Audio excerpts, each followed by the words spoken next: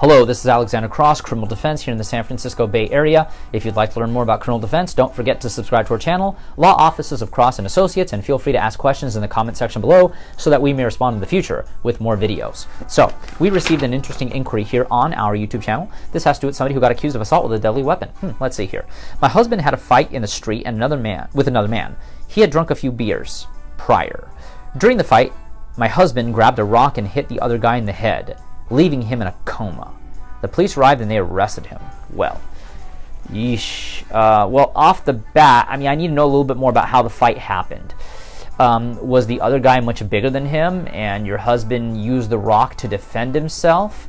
If so, as long as he maybe hit him once or a couple of times to the point where the guy maybe went on the floor and he stopped, that would be self-defense. You're talking about maybe a 180-pound man versus a 250-pound man. That'd be self-defense.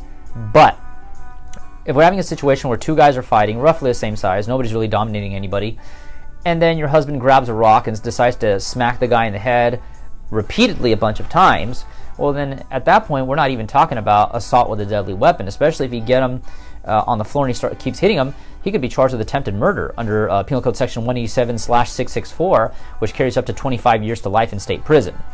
Now, in this case, obviously assaulting somebody with hitting somebody with a rock, provided he saw the rock, coming, the alleged victim, that would be a violation of Penal Code Section 245(a)(1) is a felony. It's also a strike that carries up to 4 years state prison.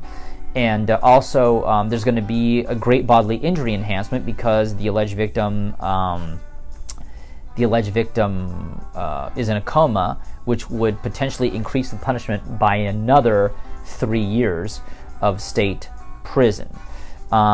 This is really a serious situation, but it could be that much more serious depending on the facts of the case. So if your husband, and keep in mind, it says right here in the facts that your husband was drunk. Remember, voluntary intoxication is not a defense. Voluntary intoxication is not a defense. If you get yourself drunk, it's different if somebody else kidnaps you and forces you to drink or something, or get high or whatever.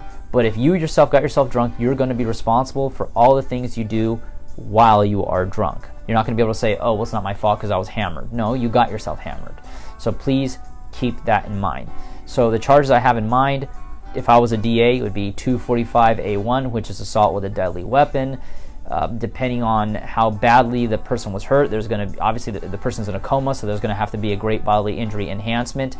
And if there's any evidence indicating that you or that your husband kept hitting the guy with the rock while he was already on the floor, then we're talking about a potential attempted murder charge. Regardless, if you'd like to learn more about criminal defense here in the San Francisco Bay Area, don't forget to subscribe to our channel, Law Offices of Cross & Associates, and feel free to ask questions in the comment section below so that we may respond in the future with more videos. But if you've been accused of a crime and need representation in court here in the San Francisco Bay Area, call us now for a free consultation at 1-800-862-7677. Criminal lawyer, criminal lawyers, DUI lawyer, DUI lawyers, criminal attorney, criminal attorneys, DUI attorney, DUI attorney.